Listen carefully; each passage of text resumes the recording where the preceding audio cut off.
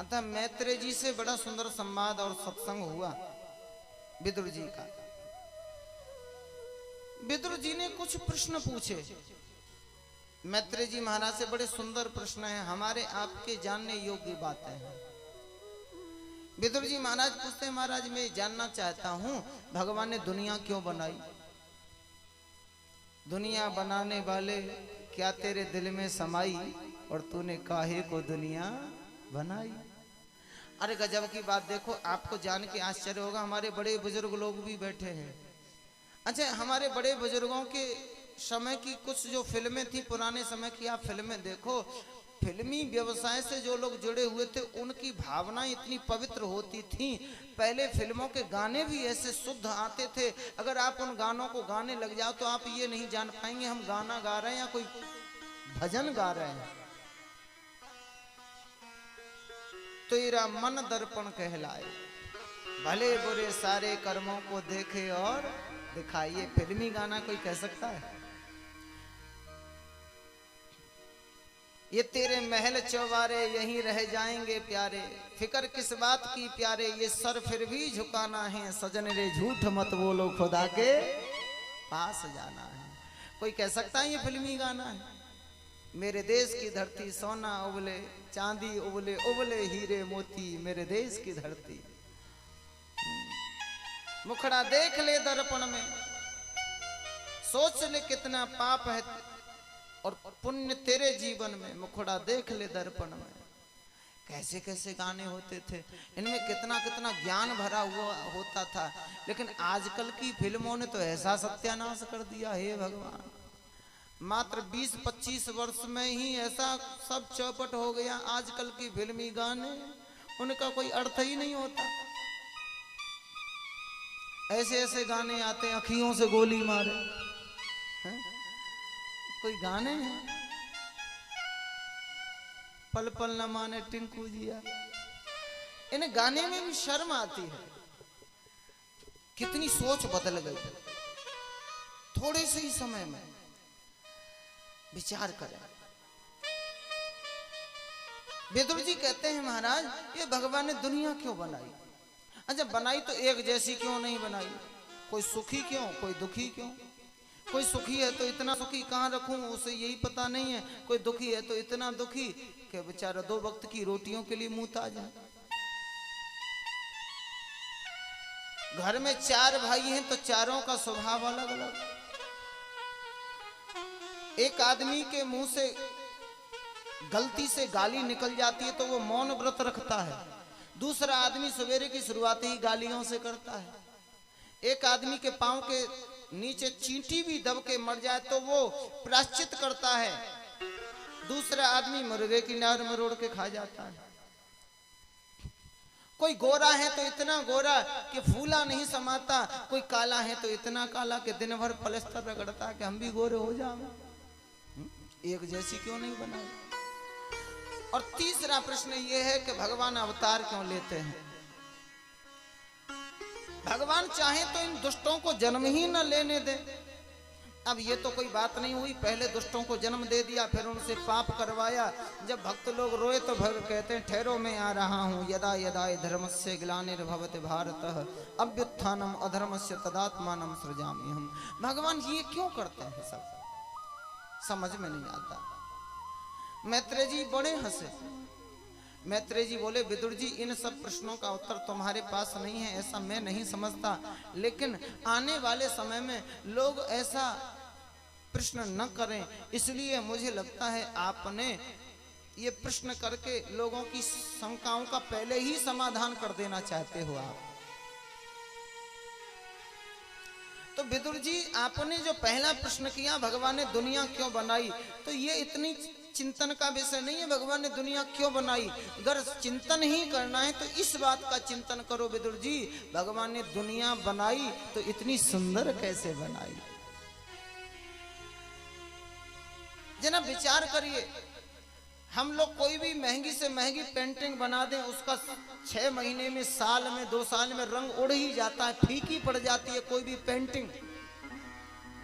लेकिन आप मोर के पंख को हजारों साल रख के देखो, उसका कलर नहीं उड़ता। वो कौन सा केमिकल इस्तेमाल करता है? कितनी सुंदर कारीगरी है। अरबों की संख्या है दुनिया में, फिर भी एक चेहरे के दो लोग नहीं दिखते। अनेक तरह के पक्षी, अनेक तरह के सर्प, रंग बिरंगे फूल, कलियां, बड़ी सुंदर। ये सोचो जिसने इतनी सुंदर दुनिया बनाई, विदुर वो स्वयं कितना सुंदर होगा। अगर चिंतन करना है तो उसका चिंतन करो, दुनिया का नहीं, दुनिया वाले का चिंतन करो। नाम तुम्हारा तारनहारा, जाने कब दर्शन होगा। जिसकी रचना इतनी सुंदर, वो कितना सुंदर होगा, वो कितना सुंदर होगा। नाम तुम्हारा तारनहारा, जाने कब दर्शन होगा। जिसकी रचना इतनी सुंदर, वो कितना सुंदर होगा, वो कितना सुंदर होगा, वो कितना सुंदर। चिंतन करिए उसका।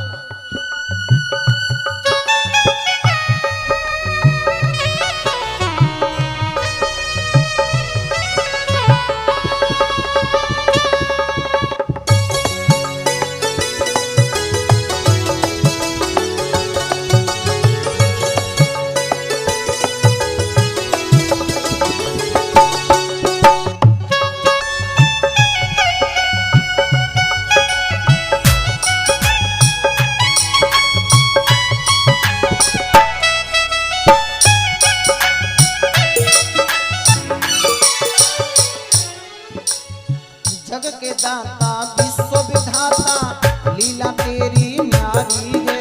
जग के दाता विश्व विधाता, लीला कितनी प्यारी है। तेरी कृपा से सब कुछ मिलता, तू सबका हितकारी है।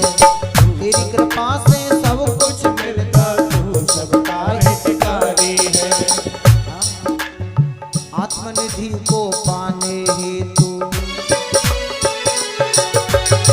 आत्मनिधि को पाने हेतु गीतों का सुमिरन होगा। जिसकी रचना इतनी सुंदर, वो कितना सुंदर होगा, वो कितना सुंदर होगा।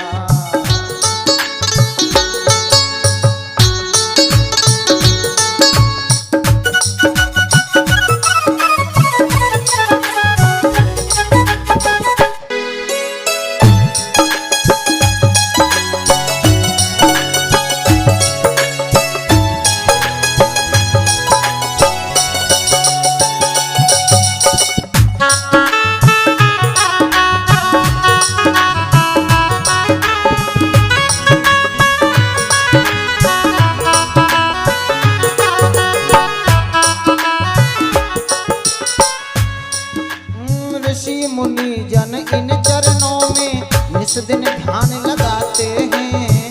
ऋषि मुनि जन इन चरणों में निस दिन ध्यान लगाते हैं। तेरी कृपा से सब कुछ मिलता, मन वांछित फल पाते हैं। तेरी कृपा से सब कुछ मिलता, मन वांछित फल पाते हैं। भव सागर से तरने हेतु,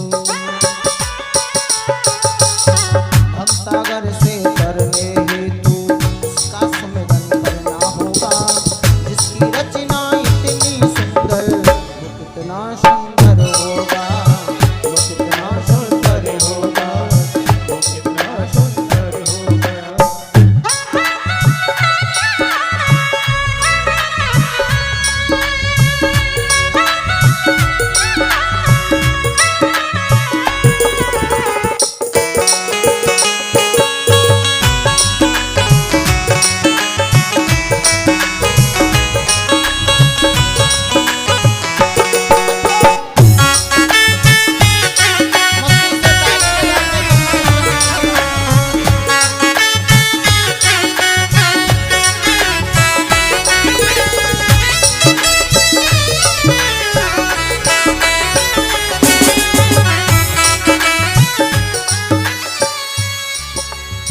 राम नाम के हीरा मोती मैं बिखराऊं